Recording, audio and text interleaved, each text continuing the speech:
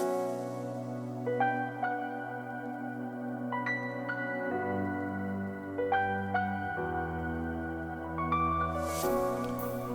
support tips, take number 375, because in take number 374, I forgot to unmute my mic. Yay. What's up, everybody? This is Donnie, aka Elevated, and this is another video on behalf of Dota Alchemy, and we're going to be talking about the 4 tips that you can employ as a support player in Ancient and below to gain a ton of MMR very quickly.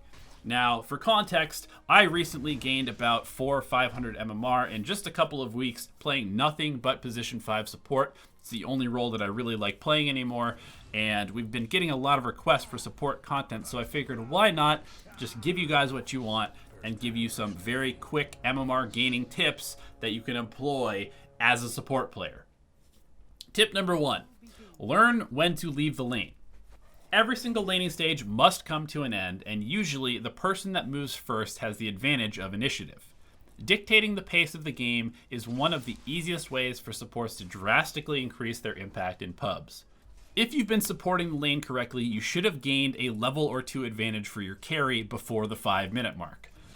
Bounties spawn at 5 minutes, and if you have gained this advantage, now is a great time to move around the map. Find a vulnerable target on the other team and go win a second lane for your team with a well-timed gank. Drop a ward that will spot rotations to your safe lane by the enemy supports or mid and make your move.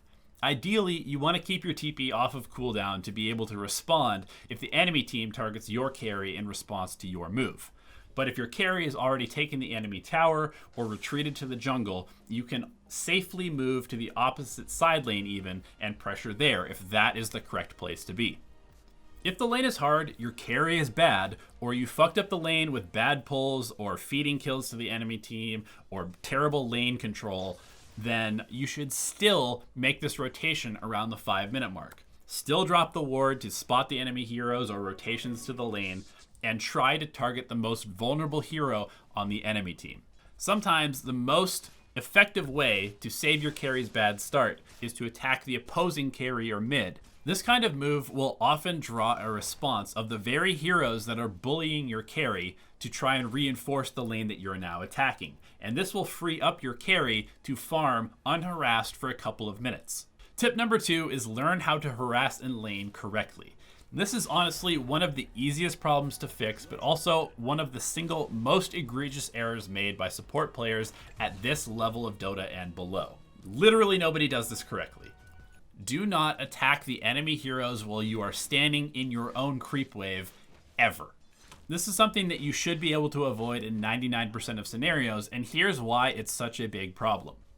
If you attack the enemy hero while you are standing in the creep wave, you will aggro all of the creeps on the enemy side to you immediately. This means that your creeps are now damaging them, but they are not damaging your creeps. And this means that your wave is going to push, which means that your carry is going to have to play in a more dangerous position, which means that it's going to be harder to harass the enemy team, and you're going to probably have to leave your carry alone to go pull the wave and reset the creep equilibrium. Additionally, you're going to probably mess up some last hits for your carry because the enemy creeps are all running around willy-nilly, and you're just straight up taking a bad trade because you're tanking a bunch of extra damage from the creeps while trading hits with the enemy heroes.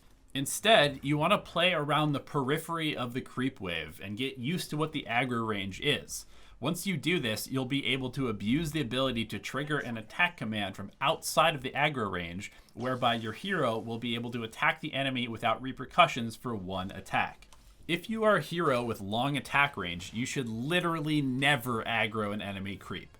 And if you're a melee hero, you should do your best to bully the laner before the first 2 creep waves meet and start triggering hero aggro. After that first wave, position your body threateningly, but not actually right-clicking the enemy hero. If they're getting kind of low, then they will often back off, and sometimes it's honestly just worth it to tank a bunch of damage that would otherwise go to your carry. If you're an ogre, for example, you have a ton of armor and HP regen, and if you're laning with a Slark, you're happy to eat a bunch of ranged hero harass and allow your Slark to freely farm without any pressure.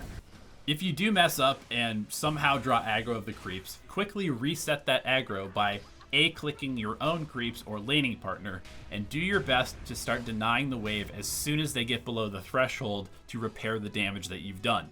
A final point about harassing is that right clicks are always better than spells early on, if at all possible, because they are free. And generally speaking, most lanes can't get kills at level 1, but they can often get kills at level 3 or 4 or 5. And if you've burnt all of your mana and all of your HP harassing at level 1, then you're not going to be able to take advantage of that power spike a couple minutes later down the road. Tip number 3 is that vision is the single easiest way to win games as a support. If there's one thing I've noticed that nobody does in Ancient Bracket and below, it is to buy a lot of sentries. The only time people will ever buy sentries is if they know for 100% certain that they're going to get a D-ward with it.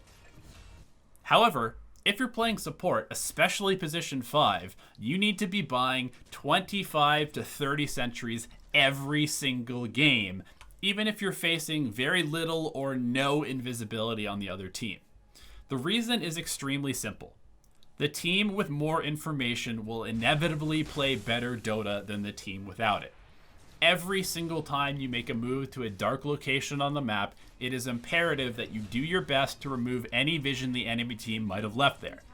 Every single time you get aggressive anywhere on the map, it is imperative that you remove any vision the enemy team might have left there. Every time you go anywhere you know the enemy team has been somewhat recently, you should try to remove any vision the enemy team might have left there. The truth of the matter is, you're not going to find a ward every single time you place a sentry. And that can be a little bit scary because you're already poor, you're playing support, and it can feel like you're essentially just throwing 75 gold into the dumpster.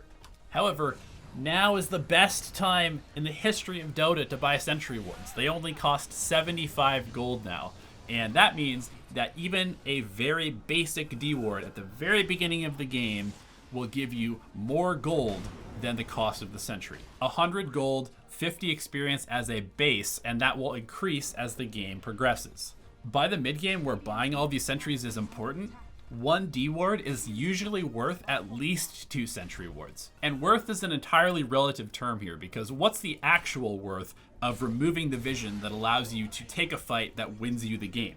The opportunity cost is just incredibly valuable here. It's totally worth it to spend 2 or 3 sentries sometimes looking for that one critical game-changing ward, even if you whiff on all 3 of them and confirm that the enemy team doesn't have any vision of you. And tip number 4 is to buy the item that helps your team the most, not the item that helps you the most, unless they're the same thing. Despite their prevalence in the professional scene, it is still amazing to me how few people value buying aura items or utility items. Damage might win you some fights, but survivability will win you the game. If you are playing support, the temptation will be extremely high to focus on that one big item that you feel makes your hero strong. The problem is, your job is not to be strong as a support, it's to make your team strong. That one item that you think makes your hero a good support all of a sudden usually just makes you a really mediocre underfarmed core hero. When you win a nice fight, get part of a stack, or take a tower with your team, it is really easy to default into buying that next component of an Aghanim Scepter or grabbing a Blink Dagger to increase your own kill potential.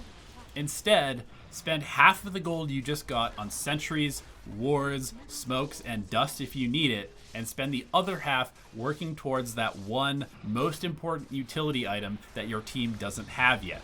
I can't tell you how many games I've won by prioritizing that one utility item that your core or your position 4 was supposed to buy, but instead they're going for damage. And you pick up the halberd, you pick up the force staff, the glimmer cape, the pipe, the Vlads, the Crimson Guard, that keeps your team alive and allows them to utilize all that damage that they've been buying and wins your team the fight that wins you the game. So that's it, everybody. Remember, it's in the name of the role. Your job is to make the game so easy that your team can't help but carry you. I know playing support can be incredibly frustrating from first-hand experience, but I hope these tips were helpful and I hope it wins you some games. Let me know what your experience of playing support is in the comment section below, and as always, we will see you next time.